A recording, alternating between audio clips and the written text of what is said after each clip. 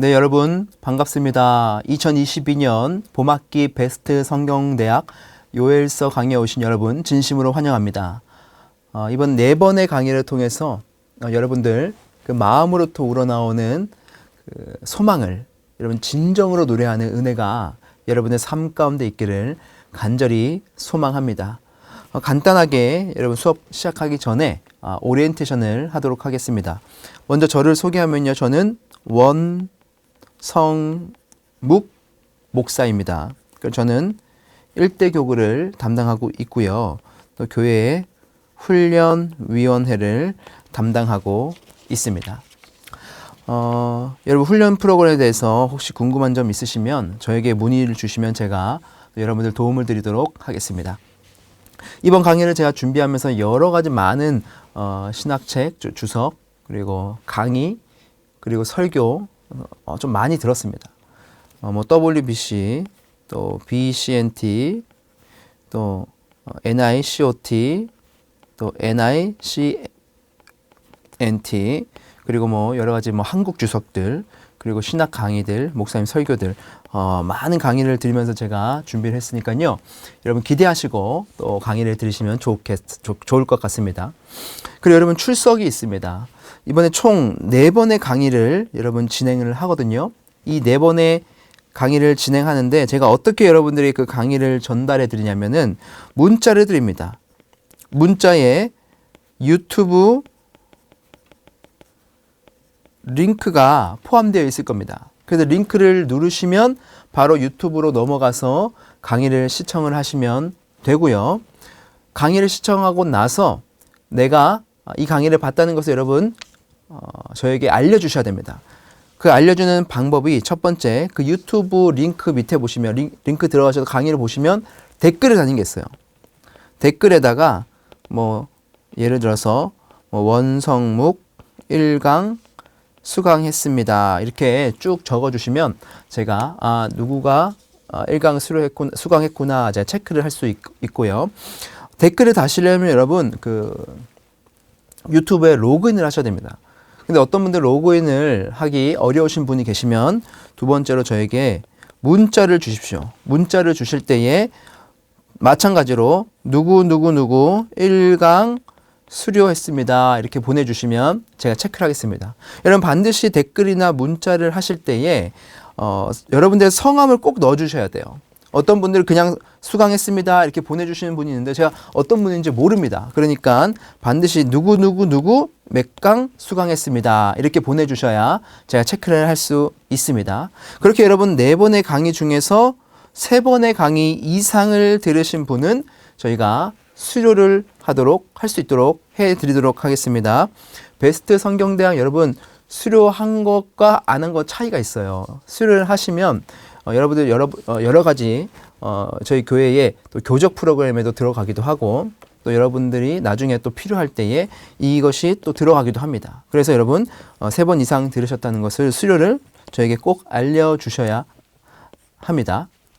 그 출석을 알려주셔야 제가 이 수료를 여러분 등록해 드릴 수 있고요. 자, 숙제는 있을까요? 없을까요? 뭐 특별한 숙제는 없습니다. 그러니까 요엘서를 읽으시면 됩니다. 요엘서가 1장부터 3장까지 있죠? 아주 짧은 성경책이니까요. 여러분 여러 번 읽어보셔도 됩니다. 읽어보시고 강의를 들으시면 더 여러분들에게 유익이 되지 않을까 싶습니다. 자, 그러면 함께 또 말씀을 또 강의를 나눠보도록 하겠습니다. 여러분 제가 이번엔 요엘서를 맡았거든요.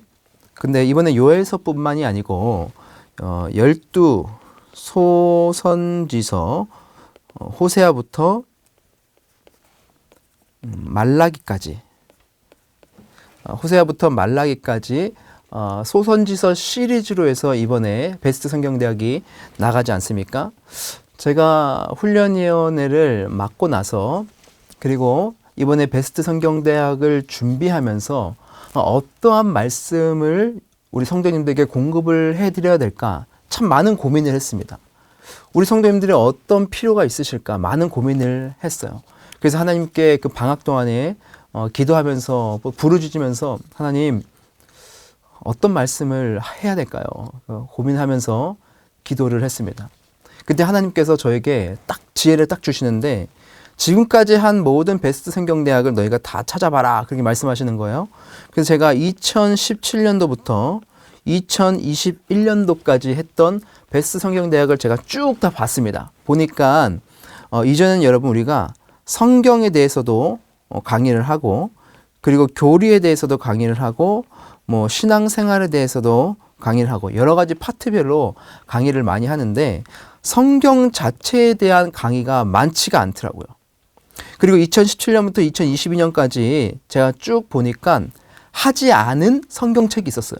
그것이 바로 소선지서라는 것을 제가 발견하게 되었습니다.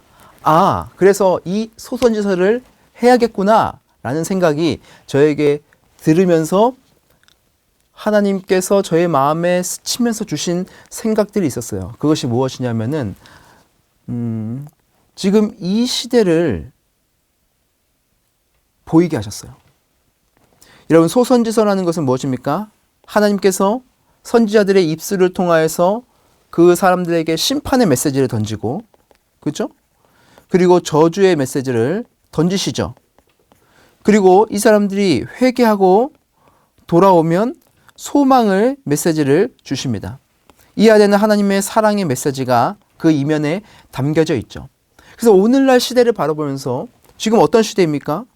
코로나가 지금 일상을 완전히 바꾸어 버린 그런 시기에 우리가 살아가고 있죠. 벌써 3년째입니다. 일상으로 돌아가기에는 이제는 완전히 바뀌어버린 시대를 이제 살아가게 될 거예요. 어떻게 보면 이 시대를 우리가 어떻게 해석해야 되는가? 하나님께서 지금 이 시대에 어떤 말씀을 하실까를 고민하게 되었고, 또 이 요엘서에 나오는, 선지서에 나오는 그 시대적 상황들과 또 지금의 시대가 오버랩이 되는 겁니다. 그리고 두 번째는 여러분, 지금 우크라이나 사태가 있죠? 지금 전쟁이 일어나고 있습니다. 실제 여러분 뉴스를 보십시오. 얼마나 끔찍한 참상들이 지금 일어나고 있는지 아시죠? 만약에 주변의 강대국들이 그 전쟁에 참여하고 또 중국도 참여하게 되고 이렇게 되면 어떻게 번집니까? 3차 세계대전으로까지 번질 수 있는 그런 절체절명의 시기에 우리가 살아가고 있다는 겁니다. 여러분, 코로나 그리고 우크라이나 사태, 그리고 세 번째로 여러분, 우리 가정은 어떻습니까? 우리 개인은 어떻습니까? 가정 깨어져 있는 가정이 너무나 많죠. 힘든 가정이 너무나 많습니다. 여러분, 우리가 얼마 전에 김양재 목사님 우리들 교회 금요 기도 폭풍 집회 순장 헌신 예배 오셔서 말씀을 전하셨잖아요. 근데 1년에 개척하고 나서 1년에 1000명씩 등록했대요. 그래서 지금 17,000명이 지금 예배 출석 인원만 17,000명이랍니다. 이렇게 수많은 사람들이 몰려온 이유가 있대요. 그것이 무엇입니까? 이 교회에서는요, 큐티를 통해서 가정사역을 해요. 이 교회 가면요, 지금 우리로 말하면 사랑방, 거기는 목장이라고 하는데 이 목장이 6개월에 한 번씩 바뀐답니다. 여러분, 그것도 전쟁이래요. 근데 6개월에 한 번씩 바뀌는데 그 목장 안에서 사람들이 자신의 수치, 그리고 자신의 고민, 그리고 자신의 아픔, 상처, 말 못할 모든 것을 다 털어놓는답니다. 그러면서 이 안에서 회복이 일어난다는 거예요. 이 교회 간 어떤 분들은 이런 말씀하시는 거죠. 간 사람들이 이런 말씀하시는 거예요. 내가 그 교회 가니까 할 말이 있더라. 어디 가서 하지 못할 말들은 내가 말을 할 수 있게 되었다. 그럼 고백을 하는 거예요. 그러면서 막 회복이 일어나는 거죠. 제가 이 김양재 목사님을 여러분 오시니까 식사 대접을 해야 되지 않습니까? 그래서 제가 담임 목사님, 후임 목사님을 모시고 그리고 김양재 목사님과 함께 세 분 식사하시고, 그리고 수행원이 목사님 세 분이 오셨어요. 그리고 제가 껴가지고 이제 네 분이서 같이 우리가 네 명이서 식사를 했는데, 이 목사님들이 그 1시간에서 1시간 30분 정도 걸리는 그 식사 시간 동안에 목사님 한 분 한 분이 다 자기 간증을 하는 거예요. 저는 깜짝 놀랐습니다. 이 중에서 두 분은요, 이혼 위기까지 갔어요. 여러분, 목사님 가정도, 깨어진 가정은 힘든 가정도 있습니다. 이혼 위기까지 간 목사님 가정인데 김양재 목사님을 통해서 우리들 교회를 통해서 이 목사님들이 회복된 거예요. 가정이 살아난 겁니다. 그런 역사가 있는 거예요. 그리고 한 분은 또 자기가 아내랑 싸우잖아요. 그러면 그 다음날 담임 목사님이 그거를 알고는 말을 거신다는 거예요. 그러니까 그만큼 가정사역이 활발하게 있는 거죠. 그리고 이런 교회가 이렇게 모여든다는 거예요. 왜 이럴까요? 지금의 시대는 가정도 너무나 깨어져 있는 그런 시대이기 때문인 것이죠. 그래서 여러분, 우리가 지금 소선지서를 하는 그 이유가 뭐냐면 오늘날 이 시대 속에서, 소망이 없는 이 시대 속에서 하나님께서 우리에게 어떠한 메시지를 주시는가, 그 선지자들을 통해서 말씀하셨던 그 강력한 하나님의 메시지를 여러분들에게도 우리 교회에도 전해야겠다, 그런 생각을 주셔서 제가 소선지자 시리즈를 기획을 하게 되었고 이번에 또 베스트 성경대학을 하게 된 것입니다. 정말 놀라운 것이 무엇인지 아십니까, 여러분? 정말 놀라운 것은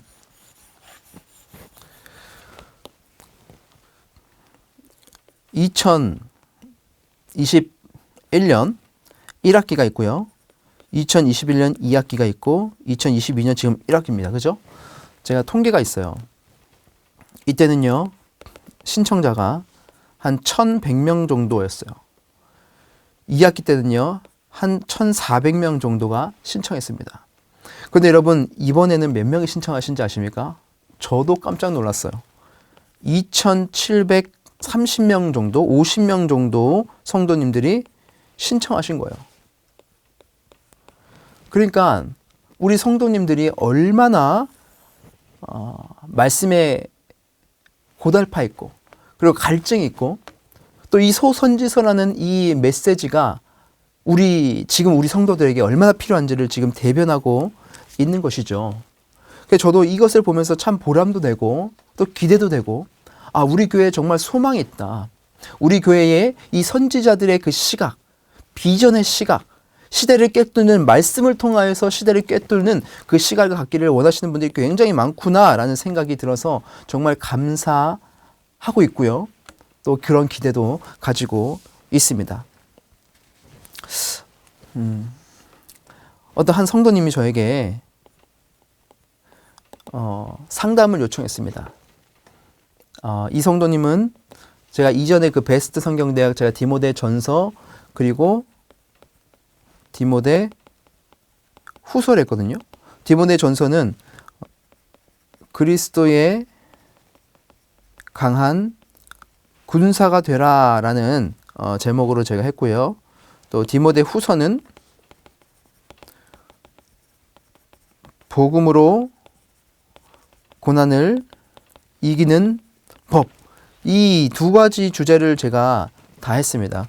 두 과목 하기가 너무 힘들더라고요. 어쨌든 제가 잘 또 마무리를 했는데, 이 과목을 들으시는, 두 과목을 들으시는 어떤 성도님이 저에게 상담을 요청하시면서 막 우시면서 힘들어 하시면서 그렇게 고백을 하는 거예요. 자신의 수치까지 말씀하시는 거죠. 자기 아버지가 계셔요. 아버지가 지금 대장암에 걸리셨어요. 그리고 어머니는 척추 협착증으로 엄청난 고생을 하고 계세요.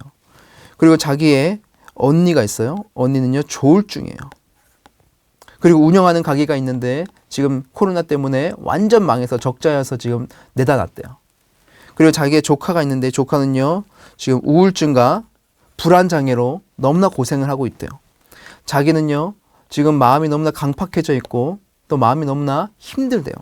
그래서 이러한 너무나 힘든, 여러분 어떻습니까? 말만 들어도 힘들죠. 아빠, 엄마, 언니, 가족이 지금 다 풍비박산 났잖아요. 그렇죠? 이런 상황 속에서 무슨 소망이 있겠어요? 어떠한 희망을 노래할 수 있겠냐는 거죠. 그런데 그러면서 저에게 말씀하는 거예요. 목사님, 제가 그리스도의 강한 군사가 될 수 있을까요? 저 같은 사람도, 저희 가정 같은 사람들도 이런 그리스도의 군사가 될 수 있을까요? 복음으로 고난을 이겨낼 수 있을까요? 그렇게 저에게 말씀을 하시는 거예요. 저도 격려했죠. 위로했죠. 그리고 나서 다음에 또 연락이 오셔서 하신 말씀이 뭐냐? 제가 그리스도의 강한 군사가 되기를 소망합니다. 그 힘은 저에게 있는 것이 아니라 복음에 있기 때문에, 복음으로 고난을 이기는 것도 내가 하는 것이 아니라 주님께서 하시는 거기 때문에 저는 그리스도의 강한 군사가 될 수 있을 거라고 확신합니다. 그 소망을 제가 가지고 싶습니다. 그래서 제가 목사님들도 섬기고 싶고, 그리고 소외되고 연약한 어린이들도 제가 섬기고 싶습니다. 꼭 그렇게 될 줄 믿습니다. 그렇게 저에게 고백을 하시는 거예요. 저는 그 고백을 들으면서 정말 연약한데도, 희망이 없어 보이고 소망이 없어 보임에도 불구하고 소망을 노래할 수 있는 이유는 말씀에 있구나. 이 말씀을 통해서 우리는 소망을 노래할 수 있구나 라는 깨달음을 주셨어요. 그래서 여러분, 제가 오늘 하게 될, 그리고 앞으로 하게 될 여러분 이 요엘서의 제목이 소망을 노래하다라는 제목으로 제가 시작을 합니다. 소망이 없어 보이는 우리의 삶 속에서, 소망이 없어 보이는 우리의 가정 속에서, 소망이 없어 보이는 이 나라 속에서, 이 민족 속에서, 이 전 세계 속에서, 전쟁이 발발할 것 같은 위기 속에서도, 코로나라는 이 어려움 속에서도 소망이 없어 보이지만 우리가 소망을 노래할 수 있는 것은 하나님의 말씀에 근거해서 그 말씀을 반드시 성취하시는 그 하나님을 의지하며 신뢰하며 나아갈 때에 우리는 소망을 노래할 수 있다라는 것입니다. 여러분, 그것이 제 강의의 결론이에요. 결론을 먼저 여러분께 말씀을 드리는 것입니다. 그래서 여러분, 이 요엘서를 통해서 소망을 발견하는 여러분들이 되시기를 여러분 간절히 바랍니다. 여러분, 희망이라는 단어가 있어요. 그리고 소망이라는 단어가 있습니다. 물론 희망과 이 소망은 똑같은 말이죠. 같은 말입니다. 큰 의미에서는. 그런데 우리가 세부적으로 한번 들어가 보면 이 희망이라는 것은 바랄이죠. 그리고 기다릴 망입니다. 그래서 희망은 어떤 내가 바라는 것들을 기다리는 거예요. 바라는, 기다리는 마음을 희망이라고 하는 것이죠. 그러니까 앞으로 뭔가가 잘 되고 싶어, 그것을 기대하고 그것을 바라는 마음이 바로 이 희망이라는 단어입니다. 그러니까 잘 될 수도 있고 뭐 안 되면 안 될 수도 있는 것, 그게 바로 희망이에요. 그런데 이 소망이라는 단어는 여러분 성경 사전에 보시면 소망이라는 것은 믿음과 신뢰를 가지고 하나님을 의지하는 것, 여러분 이것이 소망입니다. 소망이라는 건 단순히 내가 이것을 바랍니다, 이것을 기다립니다, 이것을 기대합니다, 그것에 끝나는 것이 소망이 아니라 이 소망이라는 것은 믿음과 신뢰를 가지고 하나님께서 반드시 약속하신 것을 이루실 것이라는 그 하나님을 의지하는 그 마음이 바로 소망이라는 것이죠. 이 희망의 근원은 그냥 내 안에 갖고 있는 그냥 가능성이에요. 될 수도 있고 안 될 수도 있다. 그런데 소망의 근원은 무엇입니까? 하나님께 그 근원이 있다는 겁니다. 하나님을 신뢰하는 마음으로 우리를 부르신, 우리를 성도로 부르시고 우리를 택하시고 예정하셔서 주님의 자녀로 삼아주신 그 하나님을 우리가 신뢰하면서 그 말씀의 약속에 근거하여서 기대를 가지는 겁니다. 그게 바로 소망이라는 것이죠. 그래서 여러분, 우리가 소망을 노래한다라는 이 말의 뜻은 단순히 그냥 낙관주의자가 아니에요. 단순히 그냥 긍정적인 마인드를 가지자, 여러분 그것이 아닙니다. 이 소망을 노래한다는 것은 하나님께서 반드시 약속하신 것을 이루실 거라는 그 확신이 바로 이 소망을 노래한다는 거예요. 될 수도 있고 될 수 없을 수도 있지만 그냥 긍정적인 마음으로 하자는 것이 아니고 반드시 이루실 것이라는 그 마음과 소망함을 가지고 우리가 하나님을 찬양하고 노래하는 삶을 살아야 된다. 그것이 바로 소망을 노래하라라는 것입니다.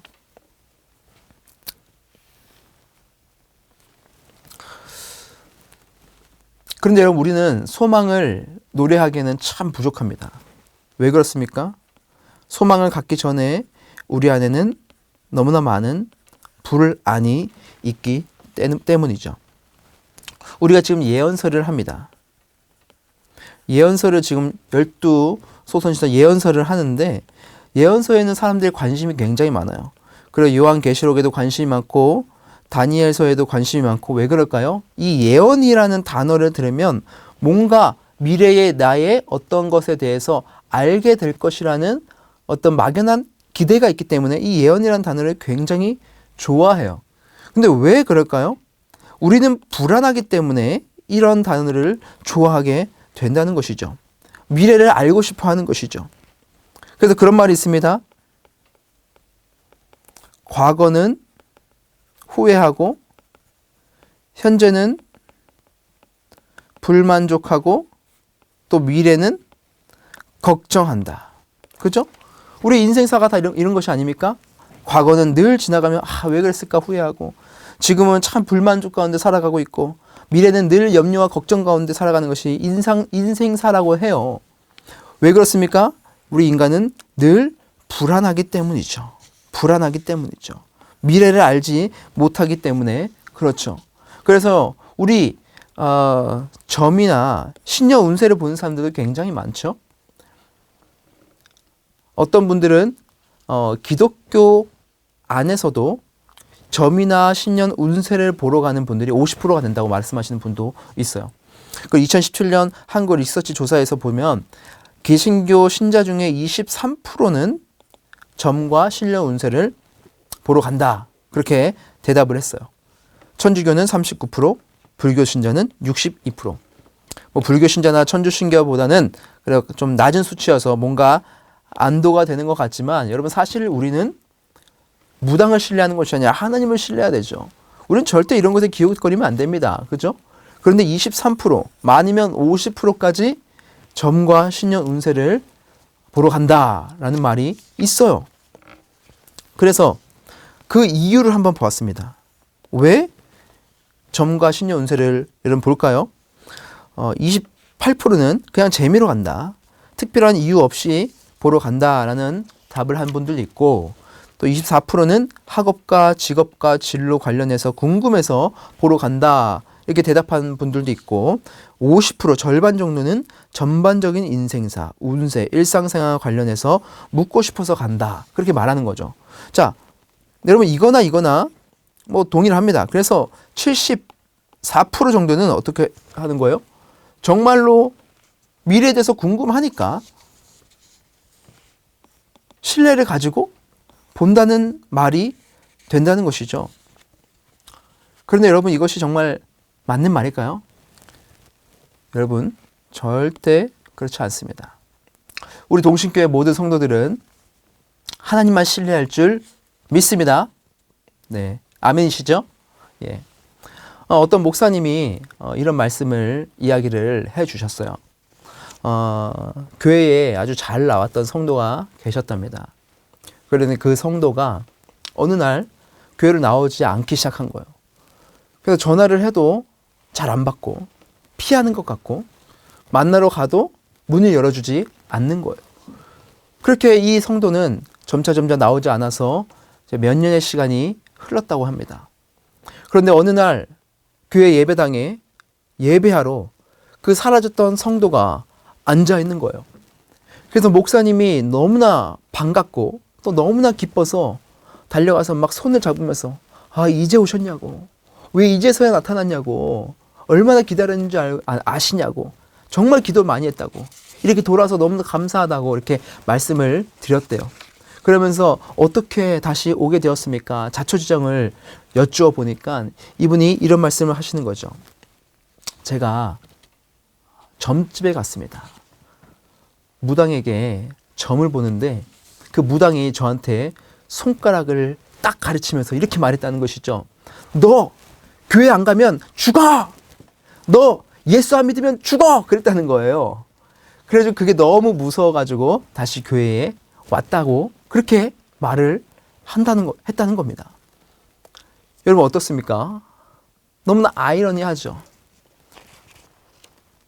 교회에 왔는데 하나님 때문에 온 것이 아니고 무당의 말에 신뢰해서 왔다는 게 너무나 웃기죠. 그렇죠? 그러니까 그만큼 사람들은 그 마음 가운데 불안을 가지고 있고 또 미래에 대해서 알고 싶어 하고 그 불안의 대용물로 점과 신년 운세를 보기도 하고 또한 보험을 수없이 들어놓기도 하고 그리고 돈을 쌓아 놓으려고 하기도 하고 어떤 많은 모임들을 가져서 내가 건강이 이상할 때, 또 내가 뭔가 도움이 필요할 때 관계를 통하여서 그것을 보완해 내려고 하는 여러 가지 그 불안의 대용물들을 많이 만들어 놓는다는 것이죠. 그래서 예언이라는 단어에도 굉장히 흥미를 가진다는 겁니다. 하지만 여러분, 우리가 공부하고는 이 예언서에는 여러분 어디에 초점이 있을까요? 여러분, 예언이라는 거에는 미래에 대해서 초점이 있을까요? 자, 이 예는요, 미리 예, 그리고 말씀언이라고 할 수 있겠지만, 또, 예언은 맡길 예, 그리고 말씀언. 그러니까 미래에 일어날 일이라는 뜻도 있지만, 이것에 중요한 방점이 박혀 있는 것이 아니고, 하나님이 맡겨주신 말씀을 전하는 것. 예언이라는 것은 하나님께서 맡겨주신 그 말씀을 전하는 것, 거기에 방점이 있다는 겁니다. 그러니까 미래에 어떤 일이 일어날 것을 알려주는 것이 아니고, 이 예언이라는 것은, 성경에 말하는 예언이라는 것은 지금 현재에 너희들이 어떻게 살아야 되는지, 너는 지금 어디에 있는지, 미래에 일어날 일에 대해서 너가 지금 어떻게 대처를 해야 되는지를 알려주는 것이 바로 이 예언이라는 거예요. 그러니까 그 방점은, 그 초점은 현재에 있다는 것이죠. 그래서 우리가 예언서를 볼 때 여러분 중요시 여기는 건 뭐냐면, 하나님께서 미래에 이렇게 하실 거야. 이렇게 뭔가를 이렇게 나타내실 거야. 이렇게 뭔가가 이루어질 거야. 이거에 대해서 우리가 관심을 갖는 것이 아니라, 하나님께서 이렇게 말씀하셨는데 지금 나는 어떻게 살아야 되는가? 이 말씀에 빗대어서 나는 지금 어떠한 변화가 있어야 되는가? 어떠한 그 삶의 그 획기적인 터닝 포인트를 만들 것인가? 여기에 중점이 있다는 것을 여러분 기억해야 됩니다. 그래서 우리가 예언서를 말할 때 단순히 예언서라고 말하지 않고 뭐라고 말합니까? 선지자, 선지서라고 말하는 것이죠. 선지서가 뭡니까? 미리 아는 책이라는 것이죠. 이 안다는 것은 깨닫다라는 것이죠. 그러니까 미리 하나님의 마음을, 미리 하나님의 의견을, 미리 하나님의 의중을 깨닫는 책이 바로 이 선지서라는 것입니다. 그래서 이 선지서를 쓴 사람은 바로 이 선지자죠. 선지자는 무엇을 합니까? 하나님의 뜻을 먼저 깨닫는 것이죠. 남들보다 먼저 하나님의 마음을 먼저 아는 것이죠. 그래서 선지자들은, 여러분 선지서에 보면 선지자들이 어떻게 합니까? 사회에, 그리고 국가에, 막 민족들에게 막 쓴소리를 하죠. 너희들 막 돌아와야 된다. 너희들 이렇게 살면 안 된다. 회개해라. 하나님이 너희들을 심판하실 것이다. 약자를 괴롭히지 마라. 너희 예배를 그렇게 드리면 안 된다. 성전을 여러분 너희들 세워야 된다. 그렇게 막 외치지 않습니까? 이 선지자들의 외침에 여러분 무엇이 중요합니까? 너희들은 저주를 받을 거야. 너희들은 완전하게 뭉개져 버릴 거야. 거기에 초점이 있는 것이 아닙니다. 하나님이 정말 그 사람들이, 그 민족들이, 하나님의 백성들이 정말 뭉개지기를 바라실까요? 아니죠. 그들이 그 말씀을 듣고 회개하기를 바라시는 거겠죠. 돌아오기를 바라는 거겠죠. 그렇게 선지자들이 외치고 예언을 하지만 그 일이 이루어지지 않기를 바라시겠죠. 그렇지 않겠습니까? 그러니까 여러분 선지자들은요, 외로운 거예요. 하나님께서 주신 말씀을 외치면 사람들은 다 튕겨내겠죠. 쟤 또 저런 말을 하네. 쟤는 왜 이렇게 부정적이고 비판적이야? 그렇게 말을 할 수도 있겠죠. 그러나 하나님께서는 그 말대로 되지 않기를 바라는 것이고, 그 말대로 되지 않았을 때에 이 선지자의 목적이 달성되는 겁니다. 그러니까 선지자들은 굉장히 뭐라고 할까요? 외로운 사람들이죠. 그렇죠? 자, 그럼 그래서 여러분 선지자는 어떤 시각이 있습니까? 선지자의 시각은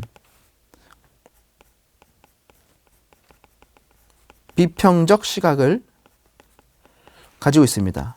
다시 말하면 비전을 제시하는 사람이 바로 이 선지자죠.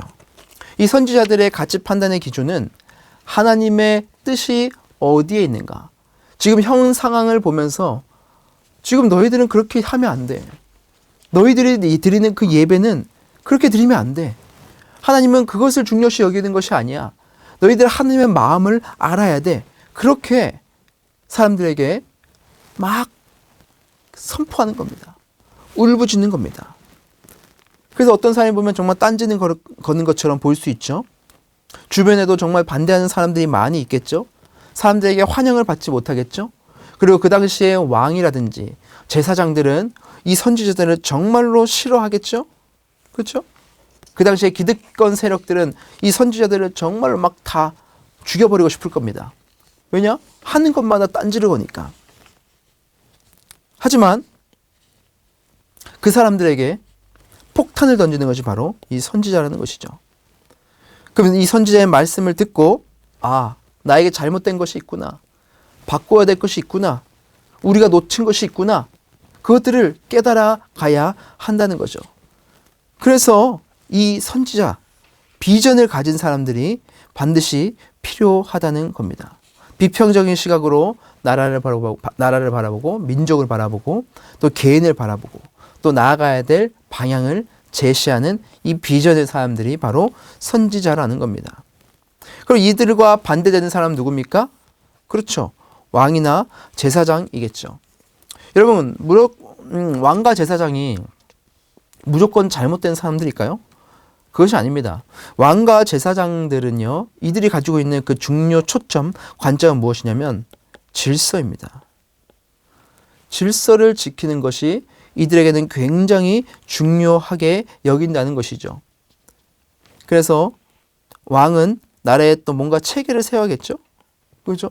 제사장도 예배의 형식을 세워야 되고 또 절기들을 지켜야 되고 또 제사를 드려야 되고 이러한 질서를 굉장히 중요시 여기는 게 이 왕과 제사장의 역할이라는 겁니다. 그래서 튀는 것을 좋아하지 않죠. 뭔가 변화를 싫어하죠. 하지만 이들이 계속해서 이 질서 안에 머물러 있다면, 여기서만 머물러 있다면 고인물은 썩듯이 이 안에서도 사람들이 모이고 권력이 생기고 또 기득권층이 생기면 썩기 마련입니다. 그래서 이 안에 썩는 일들이 나타나는데 그것을 이 선지자가 어떻게 합니까? 직격을 날리는 거죠. 그렇게 하면 안 된다. 다시 돌아와야 된다. 회개하라. 그렇게 막 말하는 것이죠. 그러면 이 사람들은 뭡니까? 어떻게 합니까? 이 사람들이 눈의 가시처럼 보이는 거죠. 여러분, 옛날에 그런 말이 있다고 합니다. 아주 고대에 파피루스 종이 만든 거 있잖아요. 아주 그 나뭇가지로 만든 종이, 파피루스가 나오기 전에 그 토판에 이런 글씨가 써 있다고 해요. 요즘 젊은 것들은 버르장머리가 없다.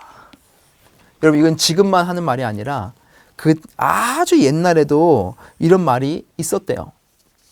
여러분, 청소년부 예배를 들으셨던 분들은 이 예화를 여러분 아실 겁니다. 요즘 젊은 것들은 버리장머리가 없다. 아주 고대 사람들에도 그 시대에도 이런 사람들이 있었다는 것이죠. 그러니까 그 시대에도요, 여러분, 비전의 사람들이 있었던 것이고 또한 기득권층 또 뭔가 사회 질서를 잡는 사람들이 있었다는 것이죠. 그러니까 모든 시대는 다 이와 같습니다. 선지자와 같이 비전의 사람들이 있는 반면 또 질서를 중요시 여기는 이 질서의 사람들이 있다는 것이죠. 그래서 질서와 비전은 여러분 하나만 있어서 중요한 것이 아니고 두 개가 같이 있어야 되고 이 두 개가 균형을 이루는 사회에 균형을 이루는 것이 너무나 중요하다는 것입니다. 질서의 사람들은 이 비전의 사람들을 너희들 왜 그래? 그러면서 무시하면 안 되겠죠. 너희들 하는 말이 굉장히 창조적이야. 그리고 너희들 하는 말이 일리가 있어. 우리가 바꿔야겠구나. 이렇게 받아들이는 수용의 자세가 있어야 되는 거고 또 선지자들은 마찬가지죠. 이들의 질서를 무시하지 말고 존중해드리고 이 질서의 사람들도 이전에는 비전의 사람들이었다는 것을 인정을 해야 되는 것이죠. 그래서 질서와 비전은 여러분 같이 가야 한다는 겁니다. 그래서 여러분 이 질서는요, 시간의 개념으로 우리가 생각해 보면 원형이에요. 왜 그럴까요? 제사장들은 뭐 송구영식 예배, 그리고 뭐 추수절, 감사절, 뭐 추수절, 그리고 여러 가지 사순절, 뭐 이렇게 절기들을 딱딱딱 지키면서 마지막 뭐 크리스마스까지 이렇게 딱딱 해야 될 일들이 있는 것이죠. 그리고 제사도 주기적으로 해야 되는 것이죠. 그래서 이 질서를 가져야 됩니다. 그래서 원형이에요. 순환적입니다. 계속해서 쭉쭉 돌아가죠.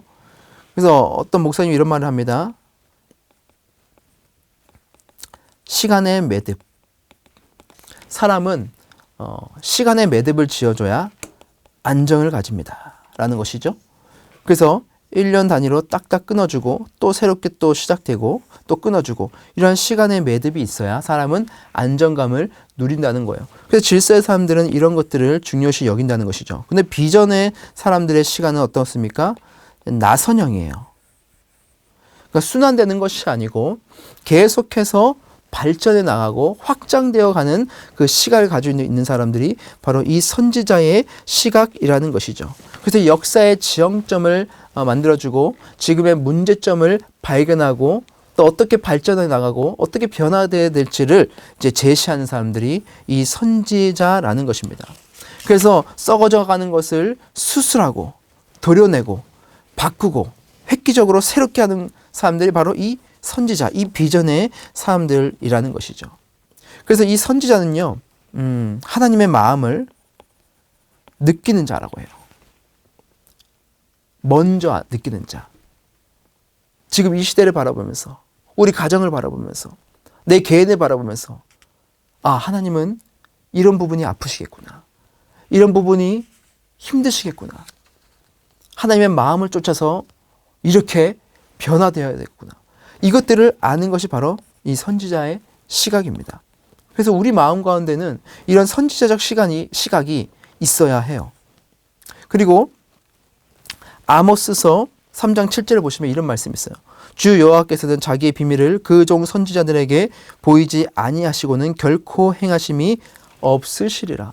자, 하나님께서 선지자들에게 보이지 않는 계획은 없다는 것이죠.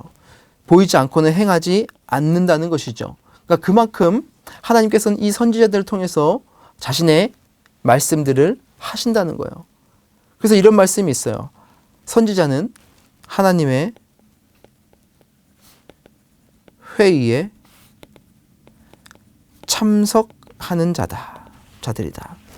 하나님의 회의에 참석하여서 그러니까 하나님의 의견과 하나님의 의중과 하나님의 의도를 알아차리고 또 그것을 세상 사람들에게 선포하는 자가 바로 선지자라는 것이죠. 고로 선지자는 하나님의 마음을, 하나님의 뜻을, 그리고 우리에게 주신 이 선지서는 그 하나님께서 지금 이 시대에, 지금 우리 가정에, 나에게 무엇이 필요한가, 어떤 변화가 필요한가, 그것을 우리에게 던지는 말씀이 바로 이 선지서라는 것이죠. 그래서 우리가 이제 계속해서 요엘서를 공부해 나갈 겁니다. 우리가 1장, 2장, 3장 계속해서 공부해 나갈 텐데 여러분 이 요엘서의 말씀을 통해서 그리고 지금 여러분 12과목을 다 들으시는 분들이 굉장히 많거든요. 좀 대단하신 것 같아요. 어떤 분들은 저에게 이런 문자도 보냈어요. 하루에 4-5시간을 투자하면 말씀을 12과목을 다 들을 수 있을까요? 그렇게 말씀하시는 거예요. 근데 여러분 우리가 일주일에 12과목이니까 일주일이 6일이죠? 그럼 하루에 2과목씩 들으면 됩니다. 그죠? 한 과목에 한 40분이니까 뭐 1시간 반에서 2시간 정도면 여러분 충분하죠. 제가 말씀드렸죠. 충분하십니다. 하실 수 있습니다. 말씀드리니까 12과목을 다 신청하신 분들이 여러분 이번에 굉장히 많아요. 그러니까 그만큼 열정이 있으시다는 것이죠. 자, 여러분 이 소선지서를 통해서 각자의 목사님들께서 그 선지서만의 아주 특별한 특징들이 있습니다. 그 특징을 여러분에게 말씀해 주시고 또 여러분들에게 그 특징별로 여러분들에게 적용되는 그 은혜가 있어서 여러분의 삶 속에서 하나님께서 우리에게 주시는 그 경고의 메시지, 그리고 그 이면에 담긴 사랑의 메시지를 여러분 깨달으시기 바라고, 이것을 통해서 지금의 이 상황들을 잘 해석해내는 하나님의 사람들이 되시길 주님의 이름으로 축복합니다. 여러분, 이제 요엘은 누구이고 또 어느 시대의 선지자이고 또 어떤 또 1장부터 말씀이 있을지에 대해서는 다음 주에 함께 나누도록 하겠습니다. 여러분, 오늘도 이렇게 요엘서 잘 들어주셔서 감사드리고, 우리 다음 주에는 더 기대하는 마음으로 이제 실질적으로 우리가 요엘서에 대해서 함께 나누게 될 겁니다. 기대하는 마음을 가지고 다음 주에 만났으면 좋겠습니다. 여러분, 감사드립니다. 다음 주에 뵙겠습니다.